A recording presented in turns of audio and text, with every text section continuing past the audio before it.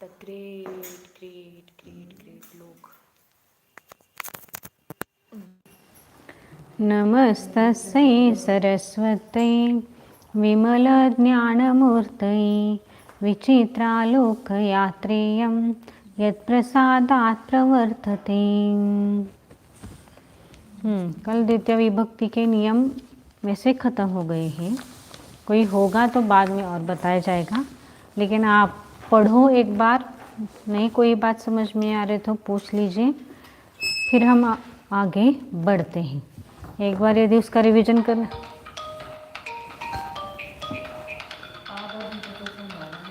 Cut कर दो, दीदी पर करेंगे वो तो। दिन भर पढ़ती रहती है लगता है। मैंने अपने साथ नहीं पढ़ती।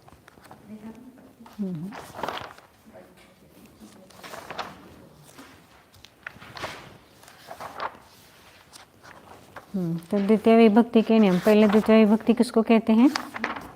द्वितीय विभक्ति किसको कहते हैं? व्याख्या बताई थी ना 3। पढ़ा है नहीं पढ़ा है कल का प्रकरण? ये तो पढ़ा है, लेकिन द्वितीय विभक्ति किसे कहते हैं? पहले 3 तो व्याख्या ही है ना उसकी, द्वितीय विभक्ति की। कर्तुः ईप्सितमं कर्म, कर्ता जिसको बहुत चाहता है उसको कर्म कहते हैं, और कर्म की ही द्वितीय विभक्ति होती है। तो द्वितीय विभक्ति यानी कर्म, तो उसकी व्याख्या वही हो गई ना। यही है क्या? हाँ किया जाता है उसे कर्म, किया जाता है उसे कर्म। हाँ, वही द्वितीय विभक्ति है। कर्ता जिसे बहुत चाहता है, हाँ, प्यार करता है उसको, अरे मेरी दीदी, उसको ये करो ना, डू नॉट डिस्टर्ब।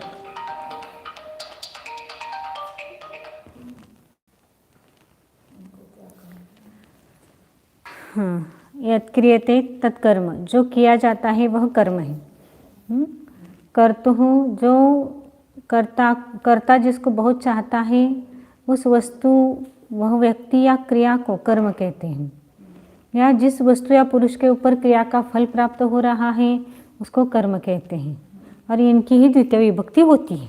हाँ, आगे इसके बाद आपको बताया था दूसरा नियम कौन सा बताया? गत्यर्थक धातुओं के साथ द्वितीय विभक्ति होती है। या दूसरा और एक उसके एक और नियम उसके आगे लिखना है आपको। गत्यर्थक लिखा है ना, गत्यर्थक धातुओं के साथ द्वितीय विभक्ति होती है, या जिस तरफ गति हो रही है उसकी चतुर्थी विभक्ति भी होती है, यानी द्वितीय भी होती है और चतुर्थी भी होती है। यदि लिखना है तो आप लिख सकते हैं उसमें, नहीं उसी में लिख लें, एक लाइन हो वहाँ पर तो गति वाले वाक्यों में द्वितीय विभक्ति होती है, उसके आगे एक वाक्य और लिखना है। गति वाले के बाद, हाँ वहीं पर उसके आगे वही एक ही नेम है, वो अलग अलग नहीं है। संस्कृत में लिखते समय द्वितीय विभक्ति और हिंदी में लिखते समय चतुर्थी विभक्ति। आगे लिखना है कभी कभी, इसी लाइन में इसके आगे ही लिखना है कभी कभी जिस स्थान की तरफ, जिस स्थान के तरफ गति होती है, तो गत्यार्थक धातुओं के साथ द्वितीय विभक्ति ऐसा जो कहा था उसके आगे ही लिखना है। क्या लिखना है? कभी कभी, कभी कभी जिस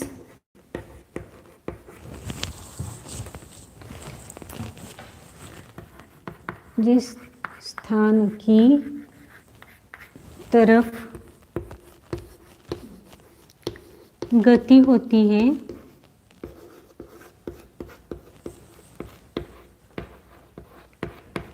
उसकी चतुर्थी विभक्ति होती है।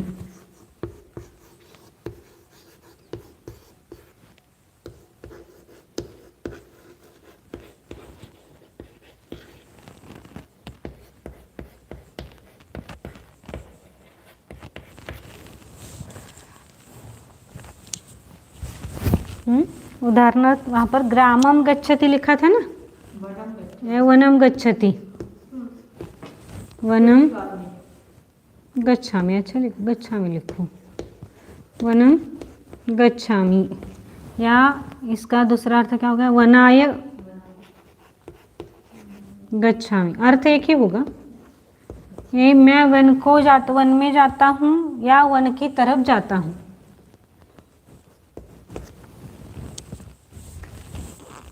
अहम वनम गच्छामि, मैं वन में जाता हूँ, या अहम यानी मैं वन की तरफ जाता हूँ।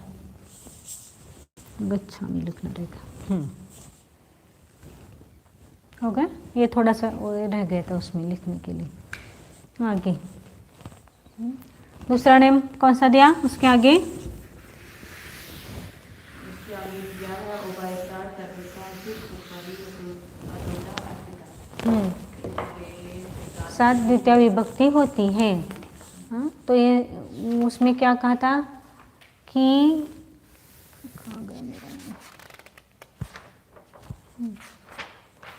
उभयतः यानी दोनों तरफ, सर्वतः यानी चारों तरफ, धिक यानी धिक्कार, ऊपर ऊपर यानी ऊपर ऊपर, अधोधः है नीचे नीचे, अध्यत यानी बीच में। इन शब्दों के साथ द्वितीय विभक्ति होती है। तो इसका तो समझ में आएगा, समझ में आया ना। उभयतः यानी दोनों तरफ, गांव के दोनों तरफ, गांव है, उद्यान है, वन है, मंदिर है, जो भी आपको लिखना है लिख सकते हैं। सर्वतः गांव के चारों तरफ पहाड़ है, तो चारों तरफ ऐसा धिक यानी धिक्कार हो। तो उसका अर्थ क्या क्या था, धिक नास्तिकम, धिक धिक पापम, पाप का धिक्कार हो। हाँ, धिक संसारम, संसार का धिक्कार हो। और ऊपरी ऊपरी यानी ऊपर ऊपर, लोकम ऊपरी ऊपरी क्या है, स्वर्गाः सन्ति। नीचे लिखना है तो लोकम अधोदः नरकाः सन्ति।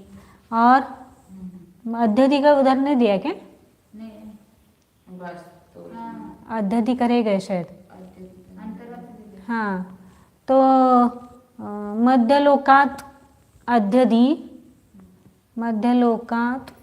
मध्यलोकम अध्यधि करना पड़ेगा, मध्यलोक के बीच में, मध्यलोकम अध्यधि। जम्बूद्वीपः क्या है, उदाहरण नहीं लिखा है ना उसका। मध्यलोकम अध्यधि, अध्यधि जम्बूद्वीपः।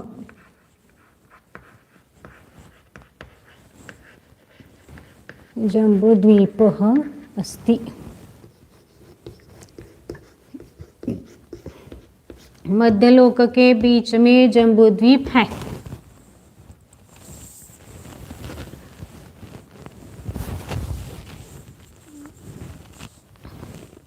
हो गया।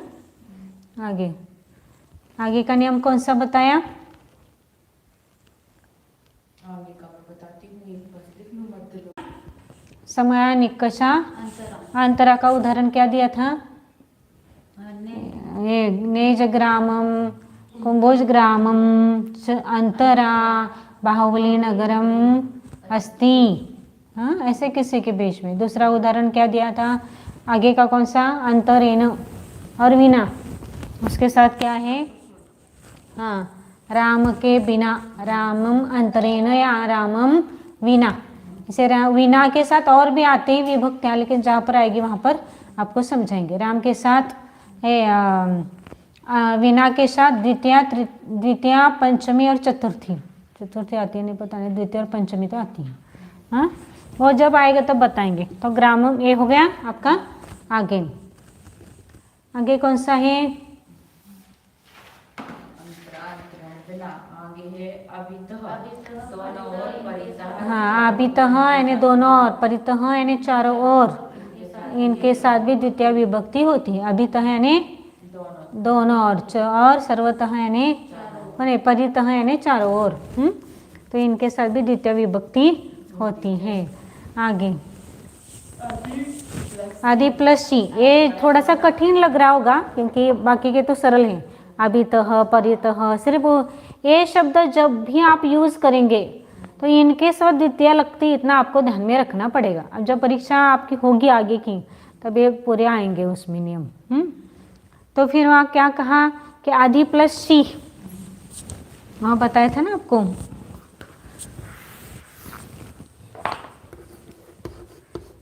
अधि प्लस शी, या और कौन सा कहा था, अधि प्लस स्था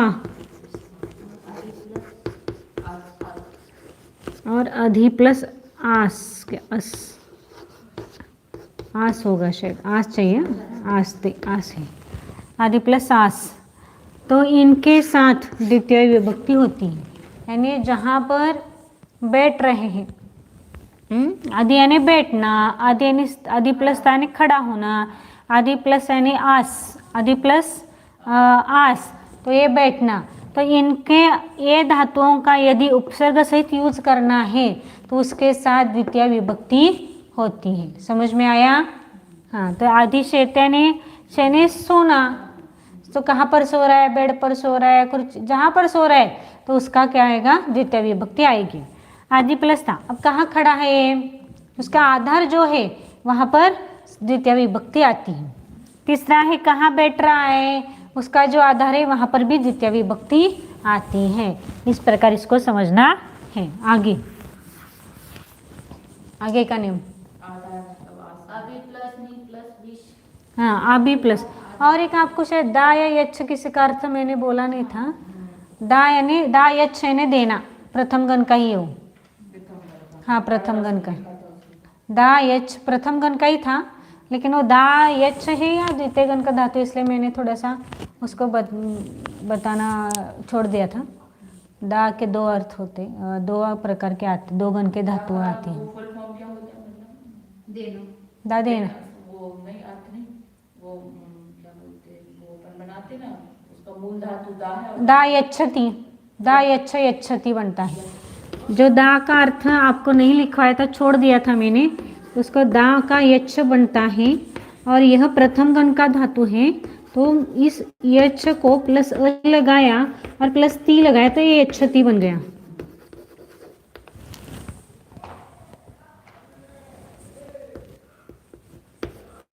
यच्छति, ये प्रथम गण का ही धातु है। आगे दूसरा नियम, आदि प्लस नी प्लस विश, द्वितीय विभक्ति होती है। आदि प्लस नी प्लस विश धातु, अधिनिवेशति, अधिनिवेशति, तो इसके अर्थ में, हाँ, आधार अर्थ, इसका आधार अर्थ, इसके साथ आधार अर्थ हो, धातु के साथ आधार में क्या होता है, द्वितीय विभक्ति होती है। तो सन्मार्ग पर वो चलता है, ठहरता है, ऐसा भी कहते हैं ना, वो सन्मार्ग पर ठहरा हुआ है, तो वो उस समय आदि प्लस निवेश यदि इस धातु का प्रयोग कर रहे हैं, उपसर्ग, दो उपसर्ग लग रहे हैं ना, एक आदि उपसर्ग है और दूसरा नी उपसर्ग है, तो कभी कभी धातुओं को दो उपसर्ग लगा के भी अर्थ किया जाता है। तो यहाँ पर दो उपसर्ग के साथ विष धातु है, तो विष का अर्थ क्या होता है वैसे तो, मतलब मैं बताती हूँ, घुसना, हाँ, विष का है ना घुसना, तो यहाँ पर आदि प्लस नी प्लस विष धातु का अर्थ हो गया ठहरना, ऐसा। जहाँ पर वो सन्मार्ग पर ठहरता है, रुकता है, चलता है, हाँ, तो उसको कहते हैं कि क्या कह रहे हैं कि उसके साथ जिसके आधार से वो काम कर रहा है, चल रहा है या ठहरा है, तो उसके अपेक्षा से यहाँ पर द्वितीय विभक्ति आती है। आगे का नियम, उपसर्गों के साथ बस धातु हो तो उसके आधार अर्थ में द्वितीय विभक्ति होती है। उपवसति, उप के साथ यदि वस धातु चल रहा है, कौन कौन से धातु है, उप, हाँ, आगे अणु, अधि, आ, तो ये उपसर्ग है ना चार, तो इनके साथ यदि वस धातु लगा के वो यदि अर्थ कर रहे हैं तो क्या होगा, द्वितीय, उसके इस क्रियापद के साथ द्वितीय विभक्ति होती है। नहीं, सिर्फ यही चाहिए, स्पेसिफिक उन्होंने एक ही बात कही है कि उप के साथ वस हो, अनु के साथ वस हो, आदि के साथ वस हो, आ के साथ वस हो तो ही द्वितीय विभक्ति आएगी, नहीं तो नहीं आएगी। लेकिन किस अर्थ में लेना है? रहना अर्थ में, वसना। हाँ, यदि इस उप प्लस उस धातु का अर्थ दूसरा कोई कर रहे हैं, उप प्लस वस धातु का क्या क्या उपवसते ने उपवास करना, यदि इसका अर्थ कर रहे हो तो यह अर्थ नहीं लगेगा, रहना अर्थ में लगेगा। समझ में इतना? आगे काल और स्थान की पूर्ववाची शब्दों में द्वितीय विभक्ति होती है। काल यानी कितने काल तक आप पढ़ाई कर रहे हो, तो कितने काल तक जो आ रहा है ना, 10 वर्ष तक, 5 वर्ष तक, या मैं इतना किलोमीटर चल, तो ये कितने, ये जब आएगा तब यहाँ पर द्वितीय विभक्ति होती है। जैसे 10 वर्षानी पठती, तो 10 वर्षानी पठत यानी वह 10 सालों तक पढ़ता है, पढ़ रहा है, ऐसा भी कर सकते हैं उसको। हाँ, काल और कुछ धातुओं की द्विकरण होती है। अब वो उसका जब जैसे जैसे प्रयोग आएगा वैसे वैसे आप समझना। अभी इसको आपको याद ही करना पड़ेगा, थोड़ा सा जितना हो सके उतना याद कीजिए, और नहीं तो फिर जैसे जैसे वाक्यों में प्रयोग आता जाएगा तो उसको आपको वैसे समझना पड़ेगा। और एक इसमें एक बताने जैसी चीज़, एक नियम एक ही रह गया है वैसे वहाँ पर, तो कि जब क्रिया का व्यापार कर्ता पर समाप्त हो जाता है तब क्रिया अकर्मक होती है, यानी कभी कभी किसी किसी वाक्य में कर्म ही नहीं रहता है। जैसे मैं गांव को जाता हूँ, तो क्या हो गया? मैं गांव को जाता हूँ। तो जानना यह क्रिया जो है वहाँ कहाँ जा रहा है? वो गांव, तो वो हो गया गांव को, ये हो गया कर्म। कर्म की व्याख्या की थे ना, जो किया जाता है उसको कर्म, या कर्ता जिसको बहुत चाहता है उसको कर्म। या इस जाननी यह क्रिया किस पर समाप्त हो रही है? गांव पर, बराबर, इसलिए गांव हो गया कर्म। तो आप क्या करते हैं कि यानी जानता हूँ यह क्रिया का फल कहाँ? गांव पर समाप्त हो रहा है, इसलिए अहम ग्रामं गच्छामि। या दूसरा वाक्य ले लो, मैं संस्कृत पढ़ता हूँ, मैं संस्कृत व्याकरण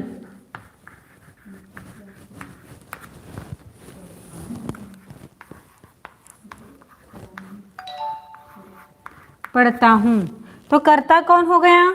मैं। क्रियापद क्या है? पढ़ता हूँ।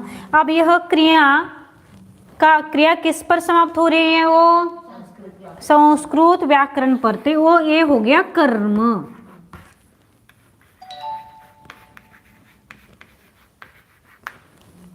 एक अर्थ।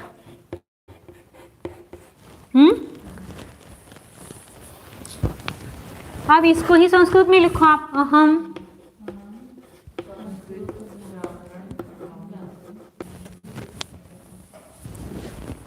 तो क्या वाक्य किया कि मैंने अहम संस्कृत व्याकरणम, ये हो कर्म, नहीं ये पठामी, यह क्रियापद, और क्रिया किस पर समाप्त हो रही है? संस्कृत व्याकरण पर, इसलिए यह संस्कृत व्याकरण हो गया कर्म।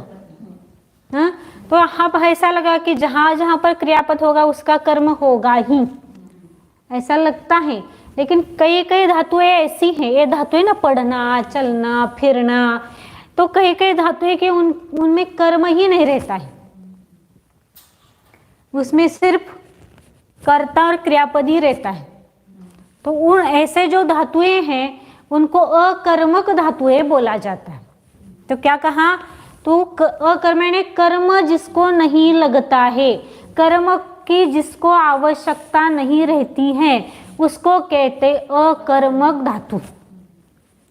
हाँ, तो जैसे हंसना, बालक हंसता है, क्यों हंसता है? कुछ नहीं, बालक हंस रहा है सिर्फ, हम पता है ना, कोई बच्चा है, छोटा बच्चा, तो जब देखते हैं उसकी तरफ तो वो क्या करता है, स्माइल देता है। तो वो क्यों हंस रहा है? कुछ नहीं ना, देखा उसने हंस लिया। अब उसमें कर्म क्या लगाएंगे? हंसना कहाँ पर क्रिया समाप्त हो रही है? नहीं हो रही है, तो इसको कहते हैं अकर्मक, क्योंकि हंसना यह अकर्मक धातु है। तो इसलिए क्या होगा वहां पर? कर्ता और क्रियापद ही रहता है। ऐसे जो अकर्मक यानी जिसको कर्म नहीं लगता है, अकर्मक, अ यानी नहीं और कर्म यानी जिसको कर्म की, काय में लिखूं, इसी में लिखूं? हाँ हाँ हाँ उसमें लिखना, आवश्यकता नहीं रहती है।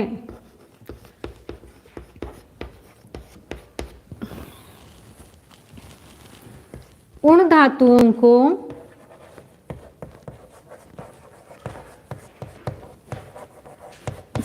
अकर्मक धातुएं कहते हैं या कहा जाता है।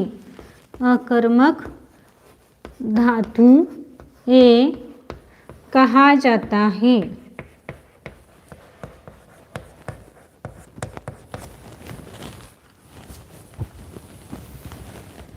हंसना, रोना, ऐसे जो भी आएंगे जहां पर कर्म नहीं है, तो वह क्रिया यदि क्रियाकर्ता पर ही खत्म हो रही है तो उसको कहते हैं अकर्मक धातु। जैसे मैंने अभी आपको क्या बताया था, पढ़ने, चलना, फिरना जो है ना, तो ये सब धातुएं कैसे है, उसका फल कहाँ पर समाप्त हो रहा है? कर्म पर समाप्त हो रहा है। लेकिन अब इसमें जो क्रियापद है या क्रिया है वह कर्ता पर ही खत्म होती है, लेकिन वो कर्म नहीं होता है, वो कर्ता ही होता है।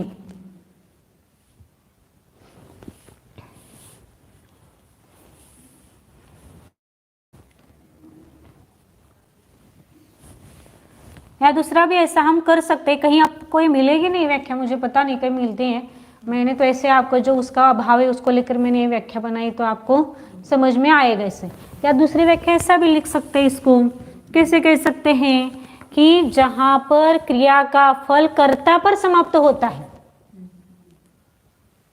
क्या कहा मैंने? जहाँ पर क्रिया का फल, कर्ता पर समाप्त, हाँ, जहां पर उसी कर्म कहते हैं। उसको अकर्मक धातु ये कहती है, जहां पर क्रिया का फल कर्ता पर समाप्त होता है।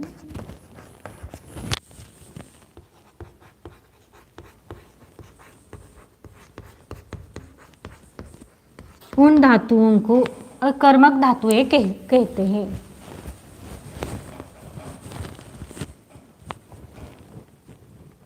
जैसे हमने यहाँ पर देखा ना, पढ़ना यह क्रियापद संस्कृत व्याकरण पर खत्म हो रही है, हाँ, वैसे इसका उदाहरण क्या आएगा? ये हो गया आपका, जिसको कर्म की आवश्यकता नहीं रहती है उन धातुओं को अकर्मक धातुएं कहा जाता है या कही जाती है, जैसे आप हिंदी में सही समझे। दूसरा अर्थ क्या है? जहां पर क्रिया का फल कर्ता पर समाप्त होता है उसे अकर्मक धातुएं कहते हैं। उदाहरण लिखे इसके आगे, बालकः हसति,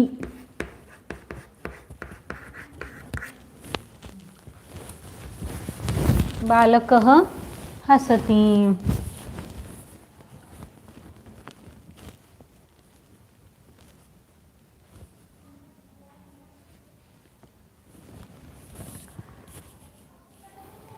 हो गए? आगे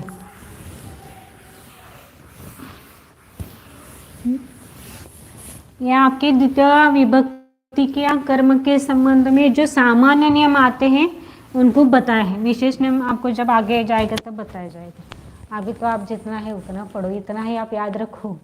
इसमें से कुछ धातु अभी वाक्य में प्रयोग करते समय आ जाएंगे, आपको समझ में आए? अब आगे वाक्य बनानी है आपको।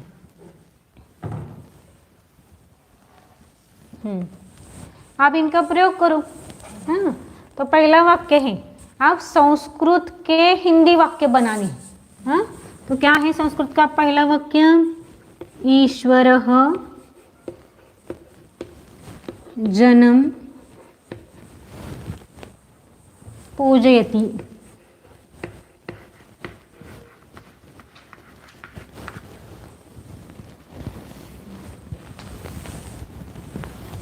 ईश्वरम होगा यहाँ पर, ईश्वरः, ईश्वरम उल्टा हो, ईश्वरम जनः पूजयति, ईश्वरम जनः पूजयति। आप पूजा करना, पूजयति। तो यहाँ पर कौन पूजा करता है? लोग पूजा करते, क्योंकि इसका भी एक वचन है और इसका भी एक वचन है, तो कर्ता क्या बना? जनः कर्ता बना, क्रियापद क्या बना? पूजयति। अब इसका अर्थ क्या हो गया? लोग पूजा करते हैं, कर्ता और क्रियापद। अब पूजा, यह क्रिया किस पर समाप्त हो रही है? ईश्वर पर। ईश्वर हो गया कर्म, तो इसलिए कर्ता, कर्म और क्रियापद। तो अर्थ कैसे करना? लोग ईश्वर की पूजा करते हैं, लोग ईश्वर की पूजा करते हैं।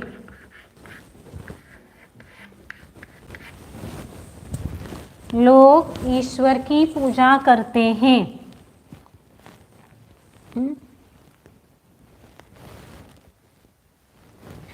या ऐसा दूसरा तरीके से भी ये वाक्य लिखा जा सकता है, लोग ईश्वर को पूजते हैं।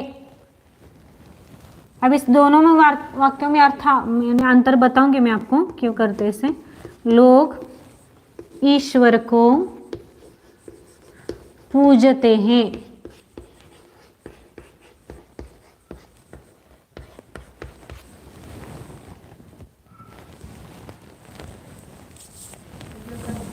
पूजते हैं। हाँ, तो यहाँ पर ऐसा, आप किसी को ऐसा लगेगा कि यहाँ पर ईश्वर की लिखा ना, तो की होगा तो हमने क्या पढ़ा है? कौन सी विभक्ति लगती है? षष्ठी विभक्ति लगती है। तो हम तो यहाँ द्वितीया लगा रहे हैं, वैसे कैसा? तो यहाँ पर एक आपको अभी हमेशा एक के लिए ध्यान रखना है, जब हम पूजा करना यदि ऐसा अर्थ कर रहे हैं, पूजना और पूजा करना दो अर्थ हो सकते हैं ना पूजयति का, पूजा करना और पूजना। तो ये दो अर्थ, जैसे पूजा करना लिखना है तो इस प्रकार का अर्थ करते समय पीछे का जो कर्म है उसका षष्ठी जैसा अर्थ होता है। वो समझ में आया? पूजा करना ऐसा लिखा है ना, अब पूजा करना और पूजना ये दो शब्द हो गए, एक ही शब्द है, बराबर। अब जब दो शब्दों में उसका अर्थ करना है तो पीछे के शब्द को षष्ठी की प्रत्यय लगते हैं, हिंदी में या मराठी में भी लगता है वैसे। हाँ, लोग ईश्वराची पूजा करतात, लोग ईश्वराला पूजितात, दोनों में अंतर हो गया ना। तो यहाँ पर भी, यहाँ पर को लगा तो एक को तो द्वितीया को लगता है, हमको पता है, लेकिन की लगा रहे हो आप तो षष्ठी हो जाएगा। और आपने ऐसा भी एक नियम और आप ध्यान में रखना है कि षष्ठी का संबंध कभी भी क्रियापद के साथ नहीं आता है। क्या ध्यान में रखना है? आप नियम लिखो उस पर। षष्ठी विभक्ति का संबंध, षष्ठी विभक्ति का संबंध क्या लिखवा रहे हैं? षष्ठी विभक्ति का संबंध क्रियापद के साथ नहीं आता है।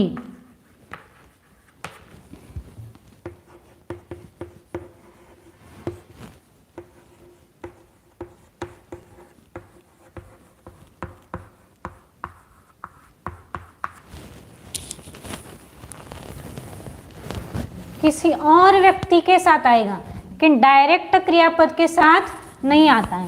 तो आप जैसे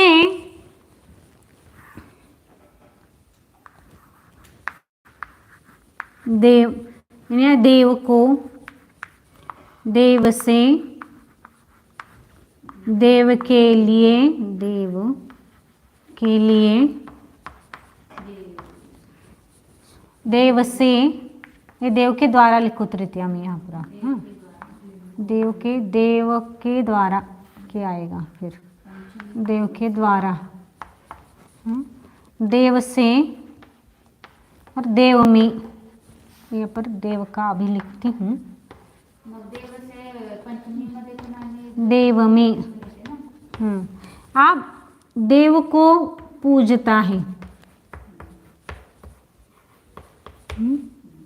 देव के द्वारा पूजता है, देव के लिए पूजता है या पूजा करता है, अभी पूजना धातु लिया इसलिए, देव से पूजता है, देव का पूजता है, ऐसा होता है, होता है। तो षष्ठी का संबंध क्रियापद के साथ, लेकिन सप्तमी का देव में पूजता है।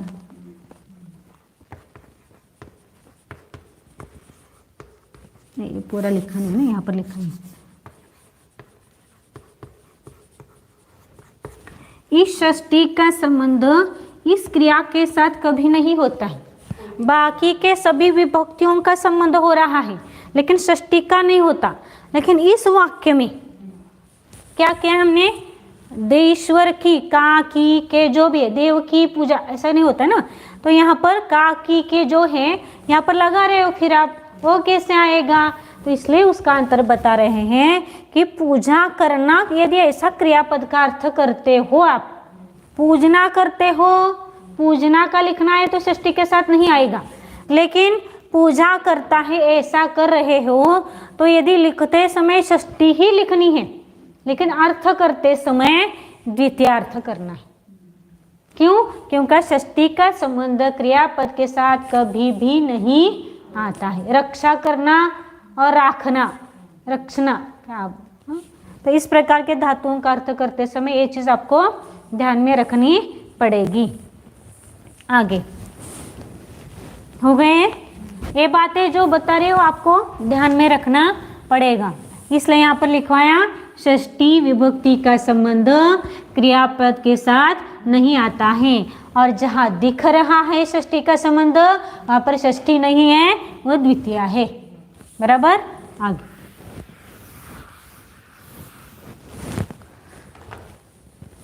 दूसरा वाक्य, नृपः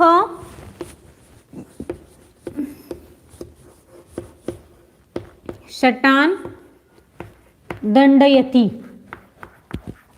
कर्ता कौन है? राजा। कर्ता राजा है। क्रियापद क्या है?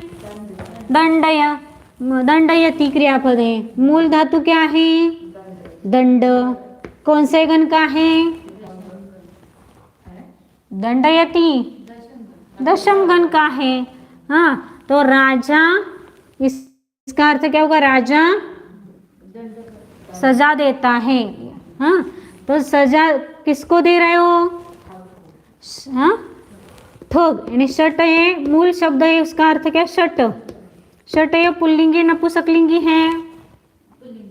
पुल्लिंग है, तो शट बना। तो शट का कौन से विभक्ति का कौन सा वचन है? शटान।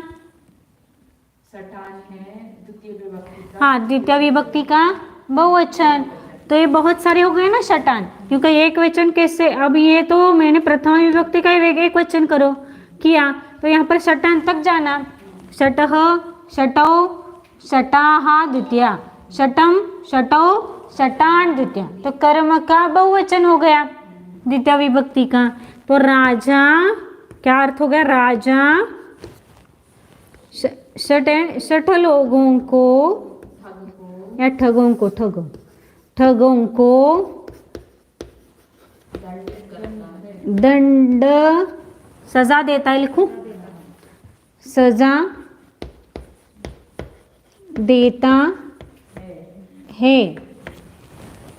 यानी दंड यह क्रियापद, यह क्रिया कौन कर रहा है? राजा कर रहा है।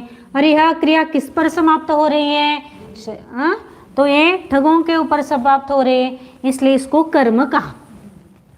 इस तरह से हर वाक्य में कर्म निकालना है। समझ में आया? राजा ठगों को दंड देता है।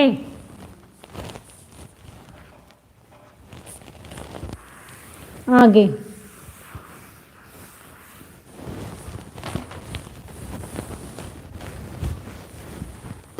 वाक्य ऐसा है, रामोश्वम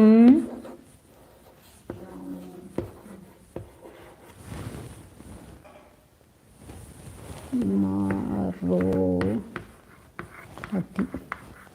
क्या है देखो यहाँ पर अभी वाक्य। अब इसमें आपको निकालना ही कर्ता और कर्म क्रियापद पूरा। हाँ है अलग अलग, वो संधि हो गई पूरी उसमें।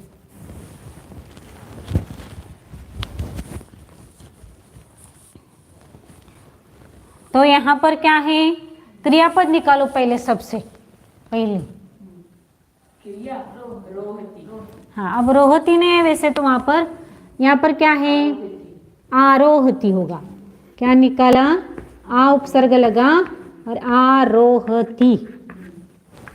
अब यहाँ पर कौन सा शब्द होना चाहिए? हाँ बरोबर, श्व है ना। तो आपको मैंने शब्द याद करने के लिए बोला था, तो उसके लिए तो वहां देखो आप कि कौन सा शब्द है मूल। श्व जिसमें आता है उसमें यह शब्द किस में आता है? अश्व। तो क्या हो गया? अश्व। अश्व पुल्लिंग नपुंसकलिंगी? अश्व। हाँ अब यहाँ पर क्या लिखा है? म दिख रहा है, तो क्या होगा? म है तो इसको म लिखो। तो कौन से विभक्ति का कौन सा वचन? अश्वम। अश्वम प्रथम विभक्ति का, द्वितीय विभक्ति का, द्वितीय विभक्ति का एक वचन, तो अश्वम लिखा। इसको ऐसा भी लिखते हैं या ऐसा भी लिखते हैं। अब बचा क्या अपने पास? रामो। अब आपको पता है यहाँ पर क्या है? राम। ओ हो गया तो किसका ओ होता है? विसर्ग का। तो क्या बना? राम अश्वम आरोहति। आप पहले ये समझ में नहीं आ रहा है, ये बीच में क्या दिख रहा है? यस यस, यानी इसको कहते हैं संस्कृत में द्विखंड चिन्ह। इस यस को संस्कृत में द्विखंड चिन्ह बोला जाता है। उसका नियम अभी बताएंगे आपको। द्विखंड चिन्ह ये क्यों और कब आता है ये आपको समझाएंगे अब। तो लिखो नियम वो। ये है जहाँ पर स्वर संधि का नियम है। स्वर संधि के नियम में लिखे क्या है? ए अथवा ओ, ए अथवा ओ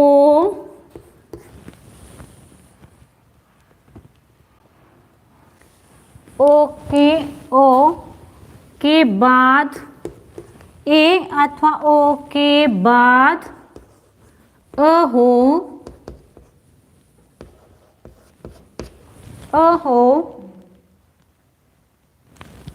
तो वह अ दिख रहा है ना? वह अ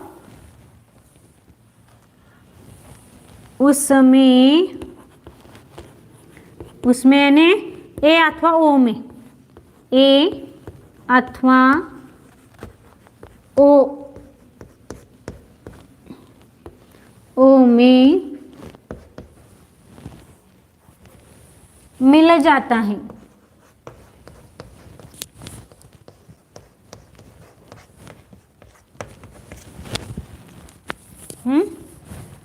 क्या नियम है? ए अथवा ओ के बाद अ हो तो वह अ उस ए अथवा ओ में मिल जाता है। अर्थात ऊपर लिखो,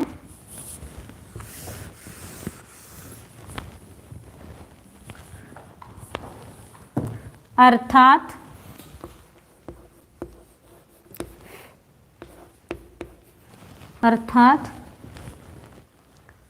उस अ का उच्चारण नहीं होता है।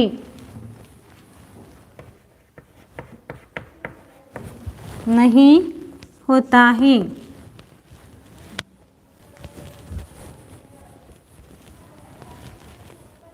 और उस अ के बदले में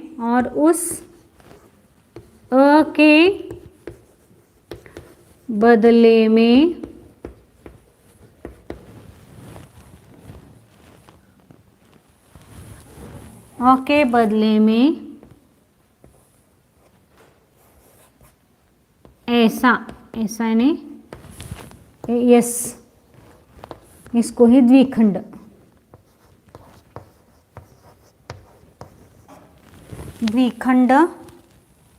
चिन्ह होता है। आप लिखो, क्या करें, एक बार फिर नियम। ए अथवा ओ के बाद अ हो तो वह अ उस ए अथवा ओ में मिल जाता है, अर्थात उस अ का उच्चारण नहीं होता है और उस अ के बदले में ऐसा यस द्विखंड चिन्ह होता है। द्विखंड चिन्ह होता है। वापिस एक बार पढ़ रही हूं। ए अथवा ओ के बाद अ हो तो वह अ उस ए अथवा ओ में मिल जाता है, अर्थात उस अ का उच्चारण नहीं होता और उस अ के बदले में ऐसा द्विखंड। बराबर, नियम समझ में आया? आगे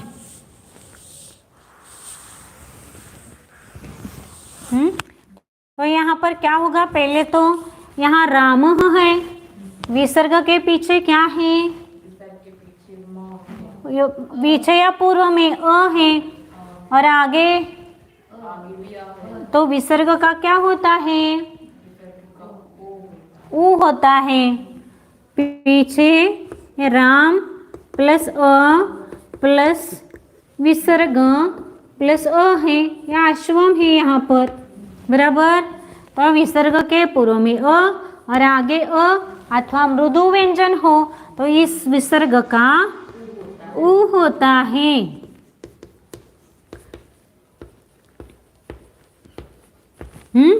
अब यहाँ पर क्या हुआ, ए अ और ए ऊ दोनों मिलकर क्या होंगे, ओ होते हैं। तो राम प्लस ओ प्लस अश्वम, तो ये रामो बन गया, रामो, ये ओ इसमें मिल गया, रामो और ये अश्वम। अब मैंने अभी एक नियम लिखवाया, यहाँ पर ए हो या ओ हो तो इसके आगे यदि अ आ जाए तो इस अ के स्थान पर क्या होता है, द्विखंड चिन्ह होता है। तो कैसे लिखना इसको, तो रामो श्वम। बराबर, अब यहाँ पर ये अश्वम है, उसका म करो, ये म हलंत है ना, म का ही अनुस्वार करते हैं और आगे क्या है, आ है, आगे आ है ना, आरोहती, तो ये म में मिल जाएगा तो मा बना, तो इसलिए क्या बना, रामोश्वम मारोहति। समझ में आया? इस तरह से हर जब आप वाक्य बनाएंगे तो ये बात आपको ऐसे पूरी सिद्ध करनी पड़ेगी। समझ में आया? निकालूं इसको,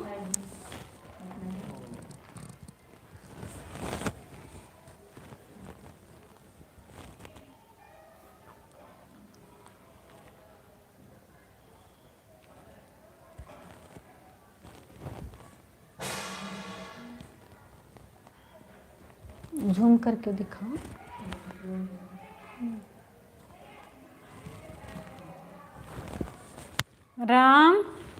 रामः अश्वम आरोहति। समझ में आया पूरा? अब इसका अर्थ करो। अब आरोहयति यानी चढ़ना। हाँ, और कौन चढ़ता है? राम हो गया। करता है कर्म? करता। क्रियापद क्या है?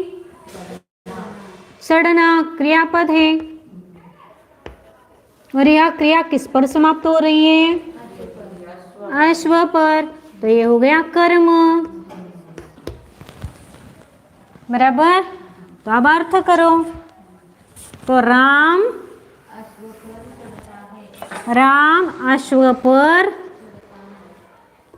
राम अश्व पर।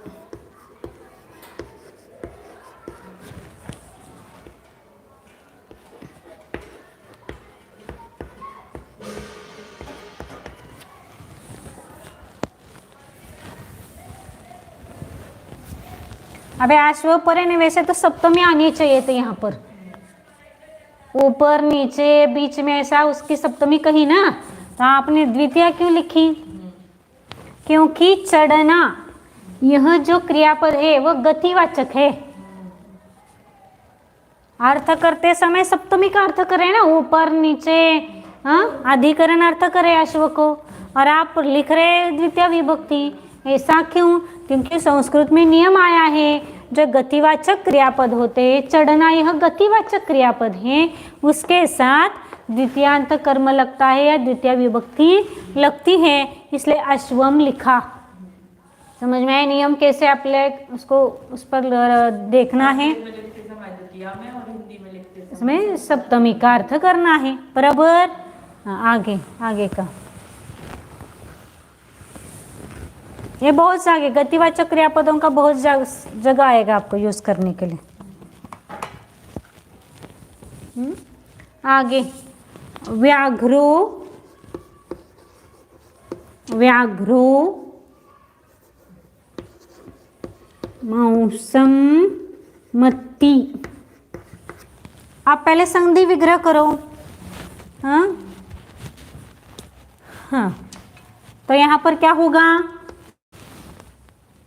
ओ है तो कहाँ है? ओ है तो विसर्ग हो जाएगा। तो व्याग्रह करो। अभी बताया था ना कि विसर्ग के पीछे और आगे मृदु व्यंजन है, इसलिए विसर्ग बना है, तो व्याग्रह बना। अब यहाँ पर मासम, हाँ मासम, ये म है ना, तो मासम अति। म में अ मिल गया है, इसलिए ये उसको क्या कहा? मासम अति। आप क्रियापद क्या है? अति यानी खाना। कौन खा रहा है? बाघ खा रहा है। हाँ, और क्या कर रहा है वो? मांस खा रहा है। तो ये खाना, ये क्रिया किस पर समाप्त हो रही है? किसको खा रहा है वो? मांस को। तो इसलिए मांस हो गया कर्म। बराबर? बाघ हो गया कर्ता, मांस हो गया कर्म, और खाना हो गई क्रिया। तो बाघ मांस को, अब एक को लगा ना यहाँ पर, मांस को क्या करता है? खाता है।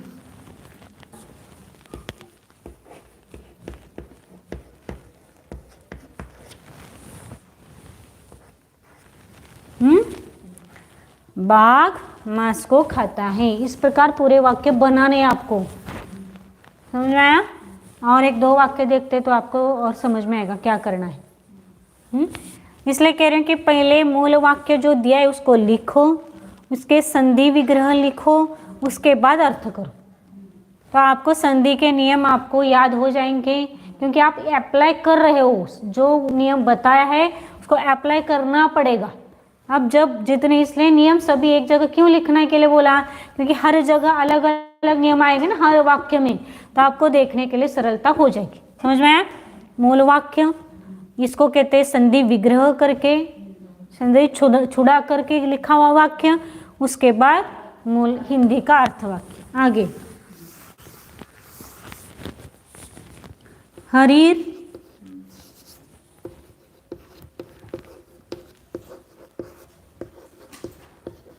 हस्तौ क्षालयति।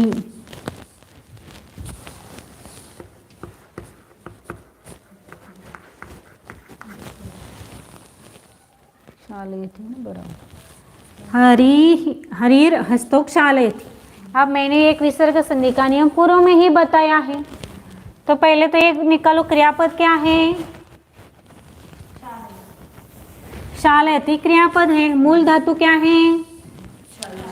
क्षल। क्षल का अर्थ क्या होता है? धातु का अर्थ मतलब धोना। मूल धातु क्षल है, कौन से गण का है?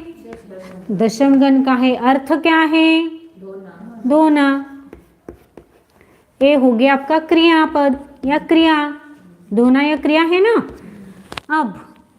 अब कौन धो रहा है? प्रथमा विभक्ति जिसकी है वो धो रहा है, तो प्रथमा विभक्ति किसकी होनी चाहिए? हरि की। तो यहाँ पर क्या लिखा है? लेकिन हरीर लिखा है ना, हरीर लिखा है। और आगे कौन सा है? हस्तव है। अब र किसका बना? विसर्ग का र बनता है, क्योंकि हमने पढ़ा है कि नियम क्या बताया यहाँ पर? हरि ही है ना।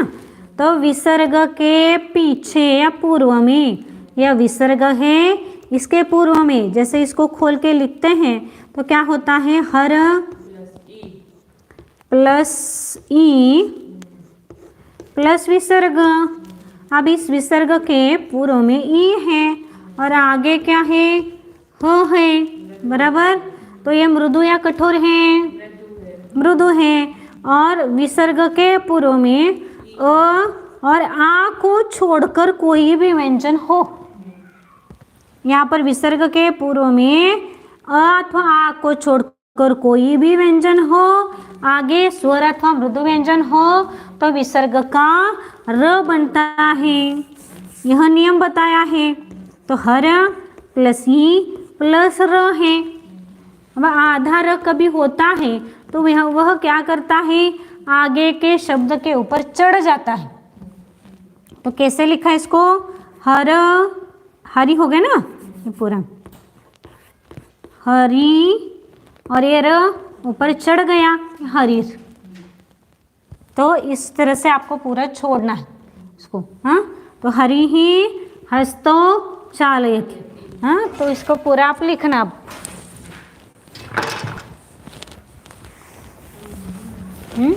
अब हरि क्षालयति है, अपने पास हरि ही मिल गया ना अभी। हरि ही क्षालयति। अब आगे हस्तो। तो हस्तो एक कौन से, क्या कर रहा है? हाँ, किसको धो रहा है? हाथ को। किसको ऐसा भी प्रश्न करते हैं तो कर में निकलता है। या धोना यह क्रिया किस पर समाप्त हो रही है? हाथों पर। तो हाथ हो गए कर्म, बराबर। तो कितने हाथ हैं? ये हस्तो कौन से विभक्ति का कौन सा वचन? द्विवचन है, इसलिए हस्तौ। ये वाक्य आपका पूरा बन गया। अब इसका अर्थ करो। हरि,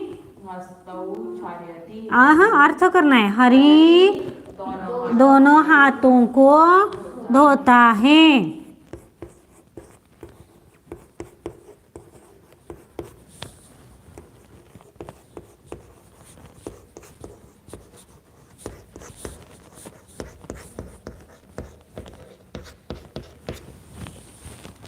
समझ में आया?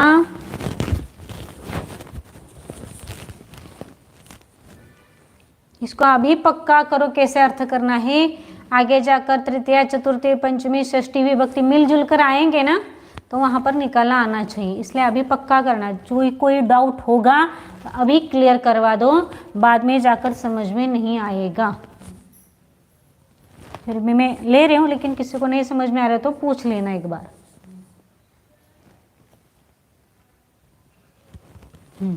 अब कल के लिए वाक्य लिखो फटाफट। ऐसे ही करना है आपको। पहले मूल वाक्य लिखना है, फिर उसका संधि विग्रह करना है, और फिर उसका अर्थ लिखना है।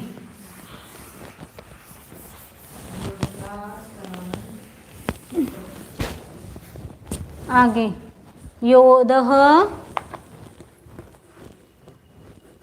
योधः शरान्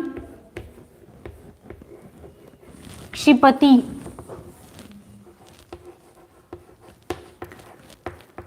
योधः शरान् क्षिपति। आगे का वाक्य धनम लुभ्यति।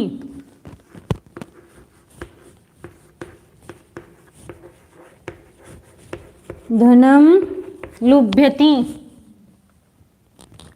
स्तेनो, आगे का स्तेनो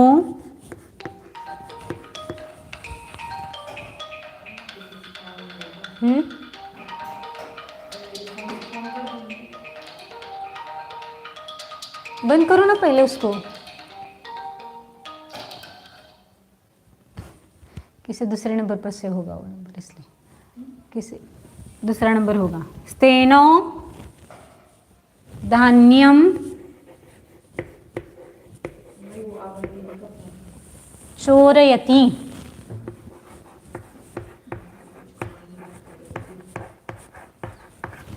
आगे नगरम गच्छामि।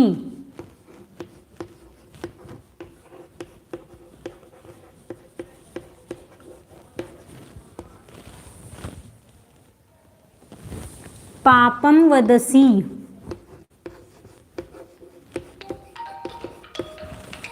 डू नॉट डिस्टर्ब करो ना, उसको बंद करो पहले।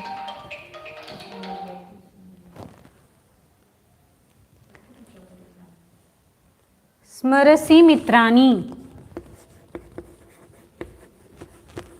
जहां पर कर्ता नहीं है वहां कर्ता निकालो।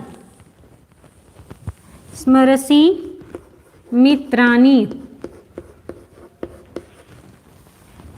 आगे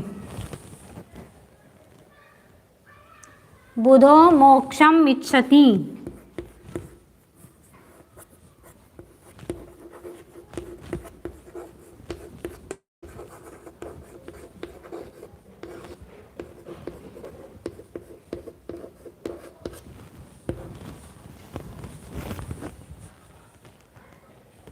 व्याधयो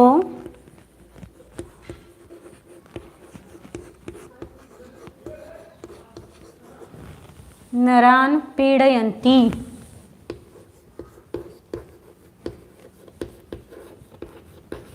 व्याधयो नरान् पीडयन्ति।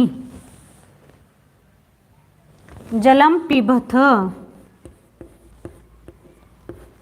जलं पिबथ।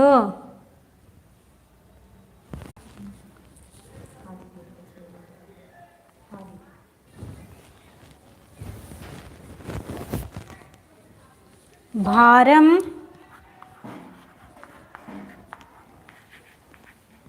वहति किंकरः।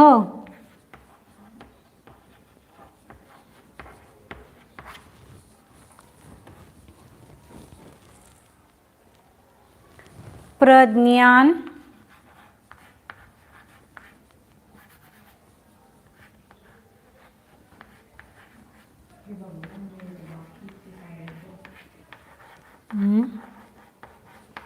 प्रज्ञान वर्णयन्ति जनाः।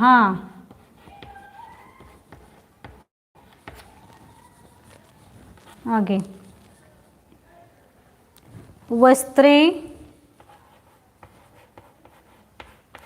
त्यजति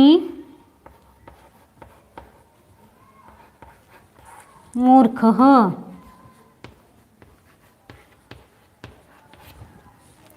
वस्त्रे त्यजति मूर्खः गृहं प्रविशामः।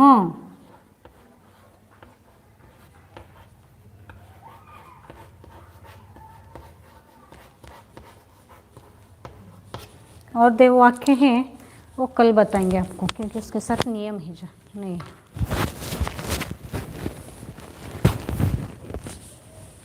पहला वाक्य क्या है, फिर एक बार बोल रही हूँ, योधः शरान् क्षिपति। दूसरा वाक्य है धनम लुभ्यति, स्तेनो धान्यम चोरयति, नगरम गच्छामि, पापम वदसि, स्मरसि मित्राणि, बुधो मोक्षमिच्छति, व्याधयो नरान् पीडयन्ति, जलं पिबथ, कविर्बुधौ शंसति, पुत्रो जनकं सांत्वयति, पुस्तकं मार्गयामि, सुवर्णं तोलयामः, ग्रामान् नटावः, फले भक्षयामि, कमलानि पश्यति। कमलानि पश्यति, हाँ ठीक है, कर्ता निकलना है। भारं वहति किंकरः, प्रज्ञान वर्णयन्ति जनाः, वस्त्रे त्यजति मूर्खः, गृहं प्रविशामः। इन वाक्यों के अर्थ करना है। पहले क्या करो, क्या करता है तो उसको प्रथमा है, द्वितीया है, प्रथम एक वचन है, द्विवचन है, बहुवचन है, वो देखो। उसके साथ पहले मूल शब्द खोजना पड़ेगा। मूल शब्द क्या है, मूल शब्द क्या है उसको खोजो। तो आपको सब शब्द इस वाक्यों के आधार से आने वाले शब्द पहले ही दे के रखे हैं, उनको याद करने के लिए भी बोला है। तो आपने याद किए होंगे, तो वाक्य करते समय जो याद किया है या जिन्होंने याद नहीं किया है तो आपके पास नोटबुक में लिखवाए हैं, तो देख के बनाओ पहले तो उसको, हाँ। और उसके बाद फिर मूल शब्द आएगा तो उसका एक वचन है, द्विवचन है, बहुवचन है। पहले क्रियापद निकालो, फिर कर्ता निकालो और फिर कर्म निकालो। समझ में आया? इस तरह से कल वाक्य बना के लाने हैं, तो कल यहाँ पर चेक करवाया जाएगा। आज की क्लास यहीं पर ख़त्म हो जाती है।